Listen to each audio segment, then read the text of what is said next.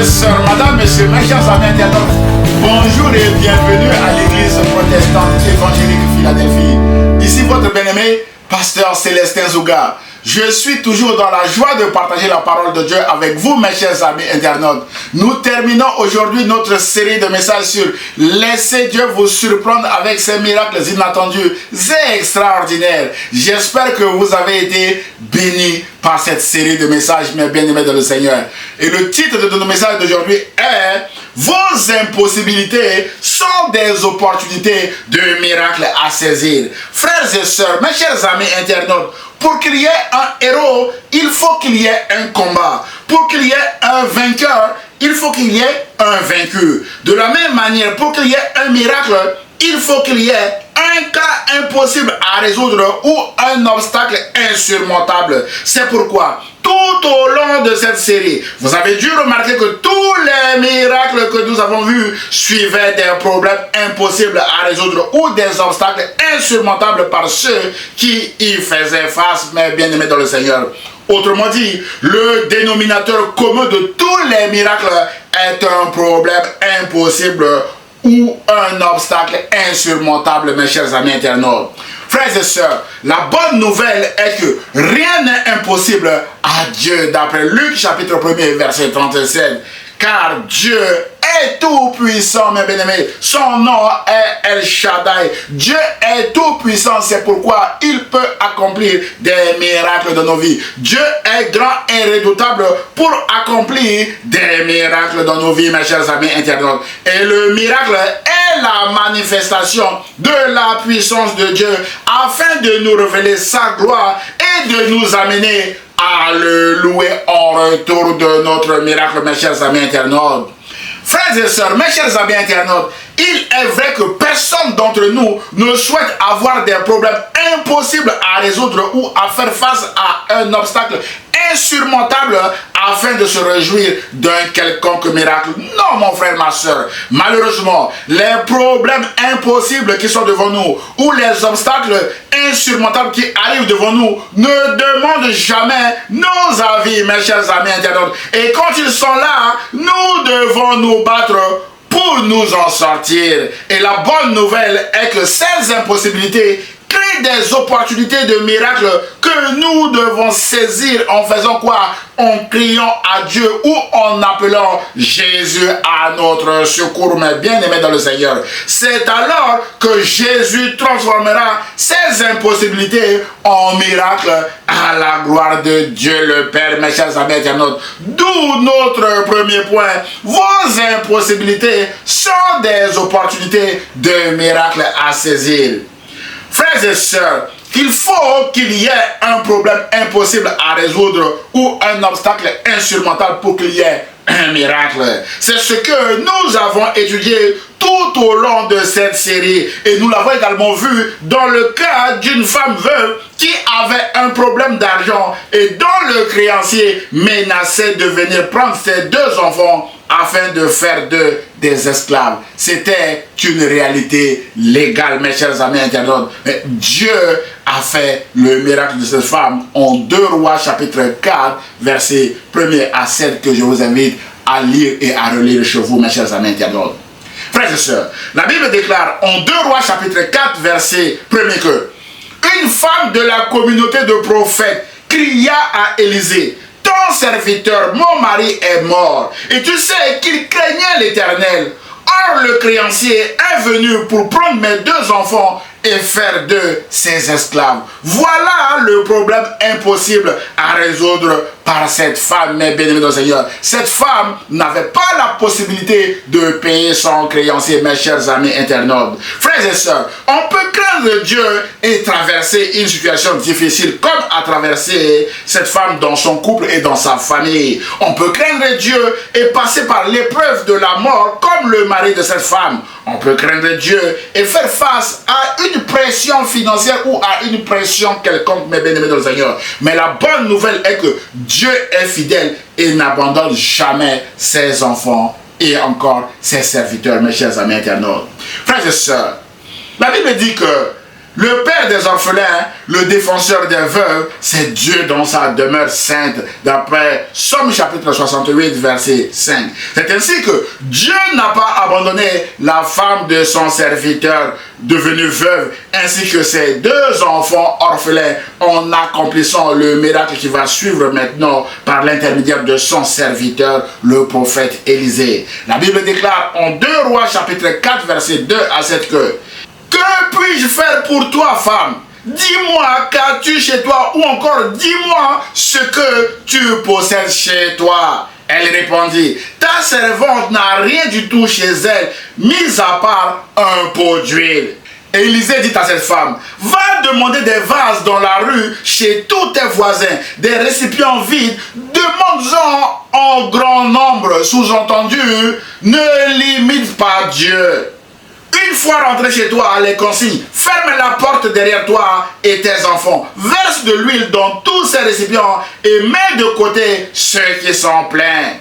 Frères et sœurs, cette femme quitta le prophète Élisée, elle alla faire exactement ce que le prophète lui a dit. Elle ferma la porte derrière elle et ses enfants, qui lui présentait les récipients et elle versait. Lorsque les récipients furent pleins, lorsqu'elle dit à son fils, donne-moi encore un autre récipient, et qui lui répondit, il n'y en a plus, l'huile s'arrêta. Frères et sœurs, nous en déduisons ici que l'huile s'était arrêtée parce que la femme n'avait plus de récipient vide à remplir. Cette femme a limité Dieu avec le nombre de ses récipients. Mais la bonne nouvelle est que Dieu a répondu au-delà de ses attentes.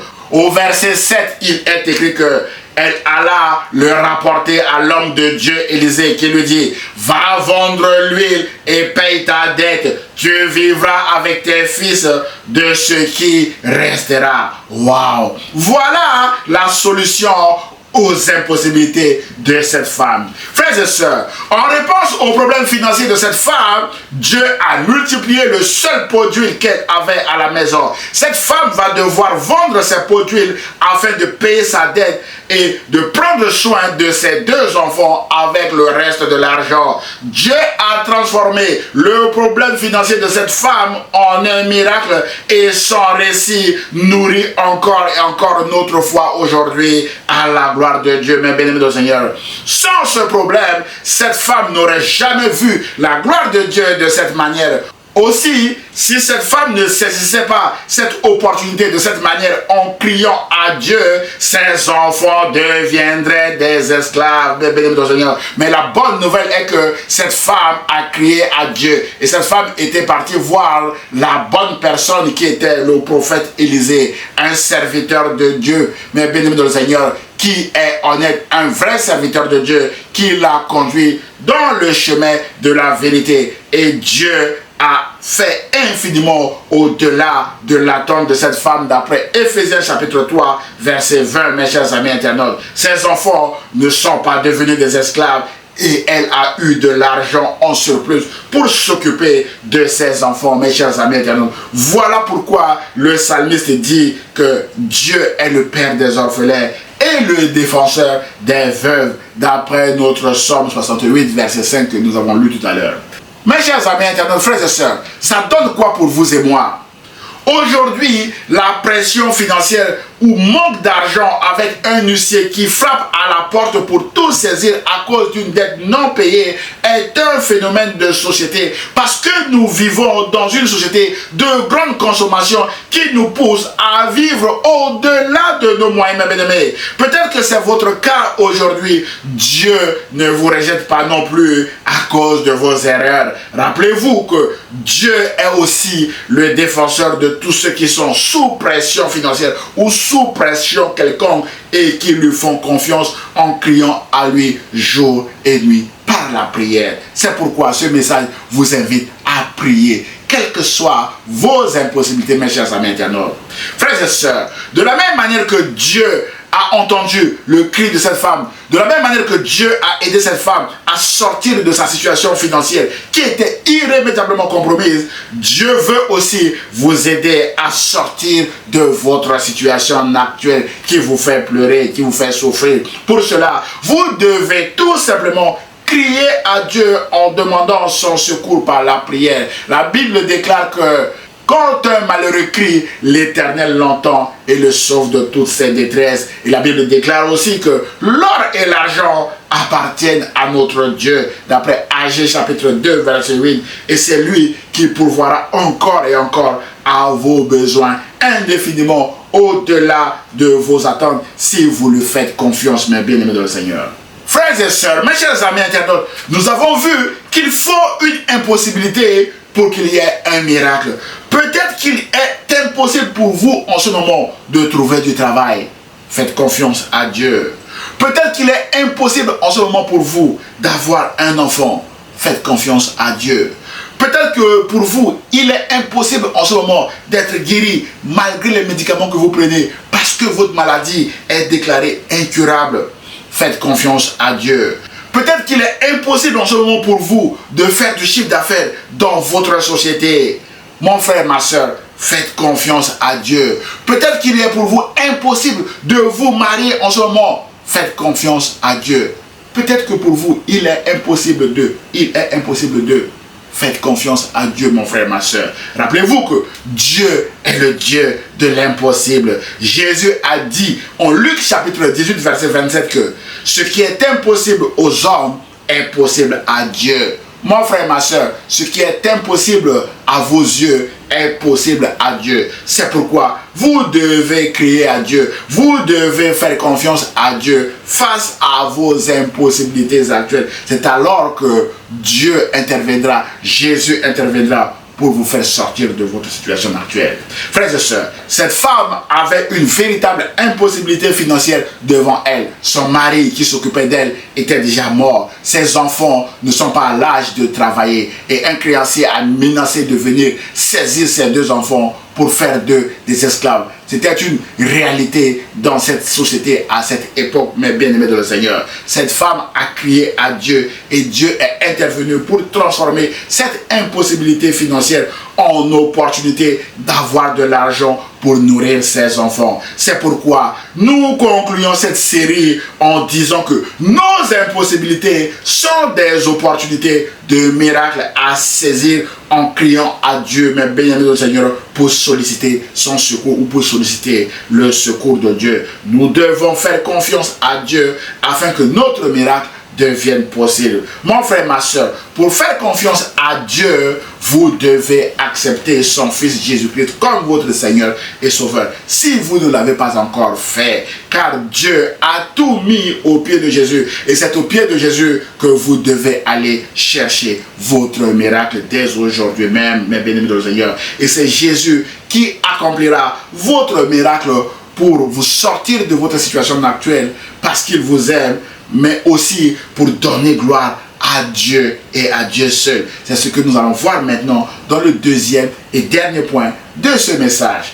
Point numéro 2, vos miracles sont, mes bien-aimés, pour la gloire de Dieu. Vos miracles sont des opportunités pour glorifier Dieu, mes chers amis internautes, des occasions pour témoigner de la grandeur de Dieu. Frères et sœurs, mes chers amis internautes, Jésus accomplissait des miracles dans la vie de ses concitoyens pour deux raisons principales. Premièrement, pour son amour extravagant envers eux, et deuxièmement, pour la gloire de Dieu, afin que ses contemporains puissent croire en Dieu et le louer et croire en lui, Jésus, comme étant l'envoyé de Dieu ou le Messie. C'est le cas dans le récit de la résurrection du Fils unique de la veuve de Naïn que nous avons aussi étudié dans cette série la semaine dernière en Luc chapitre 7, verset 11 à 17, mes bien-aimés. Nous avons vu que ce récit s'était terminé par la louange à Dieu et la reconnaissance de Jésus comme étant Emmanuel, ou encore Dieu est avec nous, Dieu est venu prendre soin de son peuple. Frères et sœurs, alors que toute la ville de Naïn s'apprêtait de porter à terre le fils unique de cette femme veuve, Jésus va transformer tout tout ce cortège funèbre en un cortège de louange à Dieu, mes bien-aimés. La Bible déclare en Luc chapitre 7, verset 11 à 17 que le Seigneur, l'ayant vu, fut ému de compassion pour cette femme veuve et lui dit, ne pleure pas, femme, mes bien-aimés. Mon frère, ma soeur, peut-être que des larmes coulent en ce moment dans vos yeux. Ne pleurez plus, mon frère, ma soeur. Jésus est là, mes bien-aimés du Seigneur. Jésus s'approcha et toucha le cercueil. Ceux qui le portaient s'arrêtèrent. Jésus dit, jeune homme, je te le dis, lève-toi. Et le mort s'assit et se mit à parler. Jésus le rendit à sa mère. Tous furent saisis de crainte et ils glorifiaient Dieu. En souligne, ils glorifiaient Dieu en disant, un grand prophète apparut parmi nous et Dieu a visité son peuple. Ou encore, Dieu est venu prendre soin de son peuple. Waouh! Mon frère, ma soeur, j'aime beaucoup ce récit parce que Jésus a accompli ce miracle pour sa compassion pour cette femme qui pleure encore à cause de ses malheurs successifs, mes bien-aimés dans le Seigneur. Son mari était mort et voilà son fils qui était mort, mes bien-aimés. Et Jésus a aussi accompli ce miracle pour la gloire de Dieu afin que tous puissent craindre Dieu comme un Dieu compatissant, un Dieu grand et redoutable qui ressuscite même les morts, un Dieu qui n'est jamais en retard et un Dieu qui vit au milieu de son peuple. Emmanuel est là, Dieu est parmi nous. Jésus s'appelle aussi Emmanuel, mes bien-aimés du Seigneur, et que son peuple puisse également le glorifier à travers ce miracle, mes bien-aimés dans le Seigneur. Jésus a réussi sa mission car la Bible déclare que tous furent saisis de crainte et ils glorifiaient Dieu en disant, un grand prophète a apparu parmi nous, Dieu a visité son peuple, ou encore Emmanuel est là. Mon frère, ma soeur, Jésus est là. Emmanuel est là. Jésus a dit, je suis avec vous tous les jours jusqu'à la fin du monde. Jésus est avec vous, Jésus est avec moi. Mon frère, ma soeur, peut-être que vous êtes actuellement en larmes pour quelque raison que ce soit. Mon frère, ma soeur, ne pleurez plus parce que Jésus a compassion de vous comme il a eu compassion de cette femme veuve, mes bien-aimés dans le Seigneur. Et Jésus veut aussi accomplir votre miracle afin que vous puissiez glorifier le nom de Dieu. C'est pourquoi louez et glorifiez d'ores et déjà Dieu pour ce que Jésus va faire dans votre vie, mes chers amis internautes. C'est alors que Jésus transformera vos vêtements de deuil en vêtements de louange à Dieu, mes chers amis internautes. Frères et sœurs, Jésus accomplissait des miracles dans la vie de ses concitoyens pour deux raisons principales. Nous l'avons dit. Premièrement, pour son amour extravagant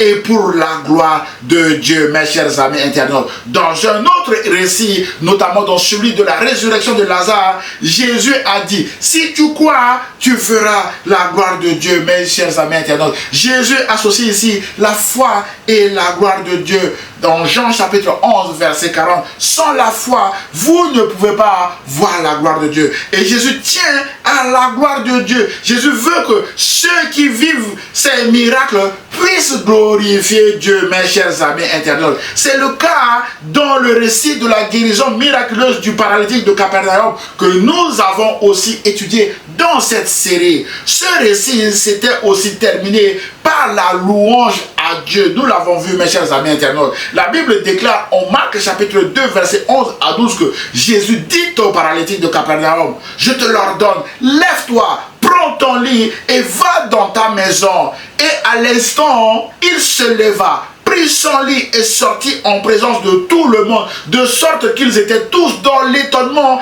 et glorifiaient Dieu. On souligne glorifier Dieu, mes chers amis internautes, en disant, nous n'avons jamais rien vu de pareil en Israël. Mon frère, ma soeur, Jésus accomplit les miracles pour la gloire de Dieu. Jésus accomplit les miracles pour la louange à Dieu. C'est pourquoi Jésus est aussi prêt à accomplir votre miracle aujourd'hui afin que vous puissiez louer Dieu et le glorifier comme étant le Dieu de miracles, mes bien-aimés au Seigneur. Et Dieu veut que vous preniez l'engagement de ne plus quitter c'est son Fils Jésus-Christ qui accomplit ces miracles en son nom, mes bien-aimés dans le Seigneur. C'est ce que Bartimée, le fils de Timée, a fait, mes bien-aimés dans le Seigneur. Après avoir ouvert les yeux de Bartimée, Jésus dit à Bartimée, en Marc chapitre 10, verset 52, que vas-y, ta foi t'a sauvé. Jésus lui dit de s'en aller. Aussitôt, il retrouva la vue et il suivit Jésus. Waouh, mon frère, ma soeur, Bartimée refuse de s'en aller, Bartimée refuse de partir chez lui, Bartimée prend la décision de suivre Jésus. Bartimée a choisi de rester avec Jésus et Bartimée est devenu disciple de Jésus. Son miracle a définitivement changé sa vie et a fait de lui un serviteur de Jésus. Frères et sœurs, Bartimée n'était pas le seul à vouloir rester avec Jésus après son miracle. En Marc chapitre 5, après la délivrance du démoniaque de Gadara, les gens de ce village ont demandé à Jésus de quitter leur territoire. La Bible déclare en Marc chapitre 5, verset 18 à 20 que comme Jésus montait dans la barque pour partir, pour quitter leur territoire, celui qui avait été démoniaque le suppliait, demandant à l'accompagner partout. Cet homme, bien-aimé, ne voulait plus quitter Jésus à cause de ce que Jésus venait de faire dans sa vie, mes bien-aimés dans le Seigneur. Jésus ne lui permit pas, mais Jésus lui dit, va dans ta maison vers les tiens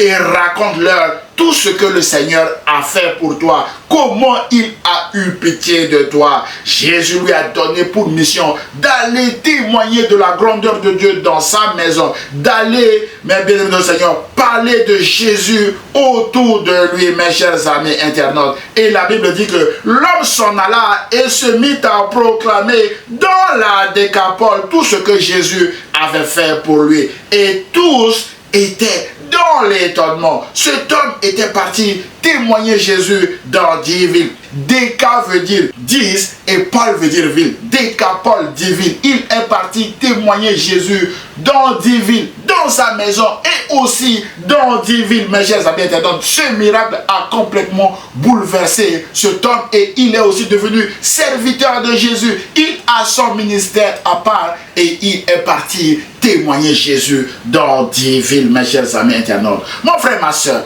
Jésus accomplit les miracles toujours pour la gloire de Dieu. Jésus accomplit les miracles afin que nous puissions louer Dieu et témoigner de sa grandeur autour de nous. Voilà le but des miracles de Jésus. Frères et sœurs, Jésus est le même hier, aujourd'hui et éternellement. Pendant notre ère, Jésus a guéri miraculeusement l'épouse du pasteur Jean-Peter Schmidt, que nous appelons communément Papa Jean, mes bien-aimés. Cet homme a décidé de tout quitter, de quitter sa société pour servir Jésus. Le pasteur Jean-Peter Schmidt a bâti l'une des plus grandes églises de la francophonie à la gloire de Dieu. La porte ouverte à Mulhouse, qui a impacté et impacte encore la vie de milliers de personnes dans le monde, mes chers amis internautes, y compris moi-même, mes chers amis. Frères et sœurs, le nombre de fois que j'ai téléphoné au pasteur Jean-Peter Schmidt afin de lui demander de prier pour moi,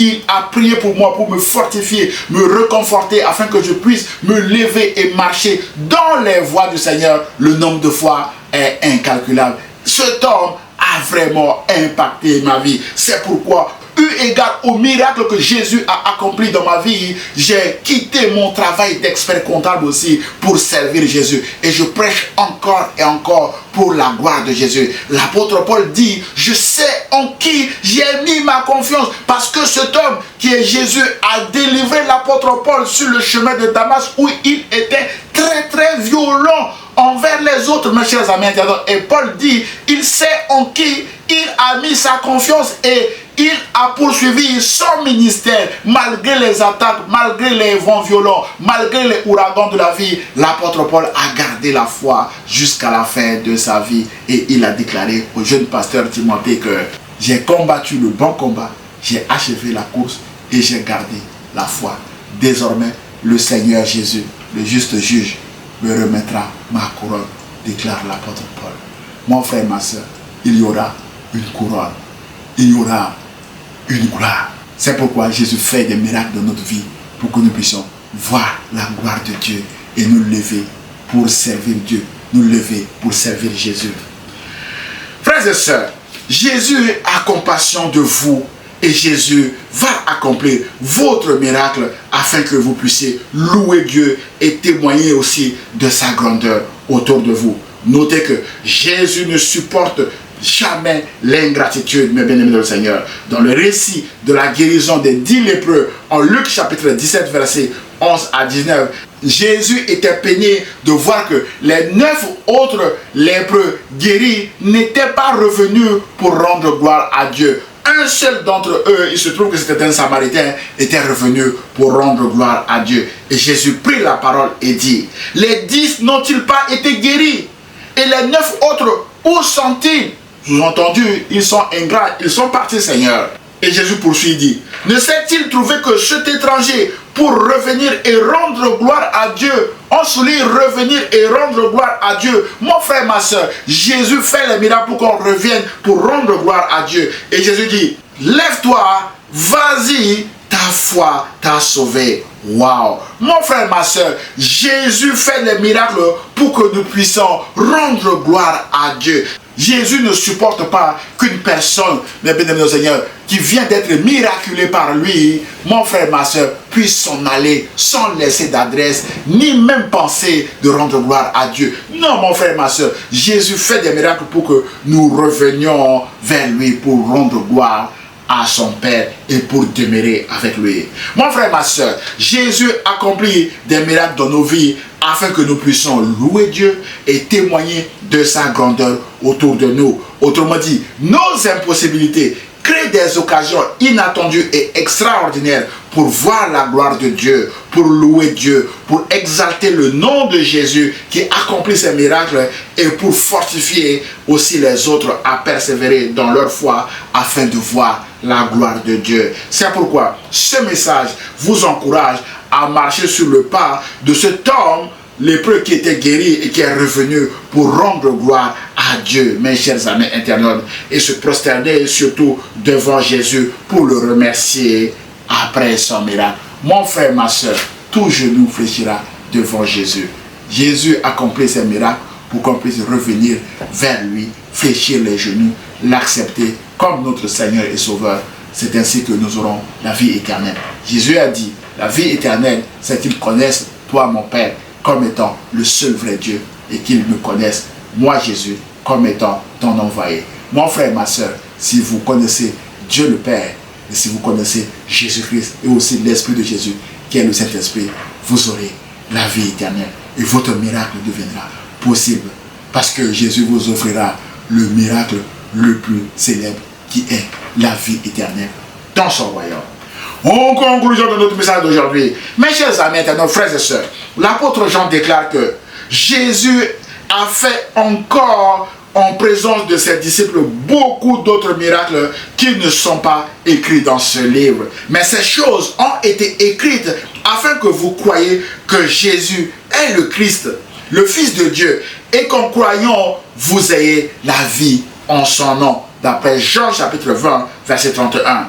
Frères et sœurs, Jésus accomplit encore et encore aujourd'hui des miracles. Et vos impossibilités sont des opportunités pour voir la gloire de Dieu à travers l'intervention surnaturelle de Jésus. Mais notez que l'ultime but des miracles que Jésus va accomplir dans votre vie, mon frère, ma soeur, est de vous pousser à croire que Jésus est le Christ, le Fils de Dieu, et qu'en croyant, vous ayez la vie éternelle qui est le miracle le plus merveilleux. Voilà le but final de ce message. Vous amener à Jésus pour la vie éternelle. Ensuite, Jésus veut que vous rendiez gloire à Dieu, que vous décidiez de vivre selon ses enseignements et que vous laissiez le Saint-Esprit, qui est l'Esprit de Jésus, vous conduire dans la suite de votre vie en tant que disciple de Jésus. C'est pourquoi, mon frère, ma soeur, peut-être que vous n'avez pas encore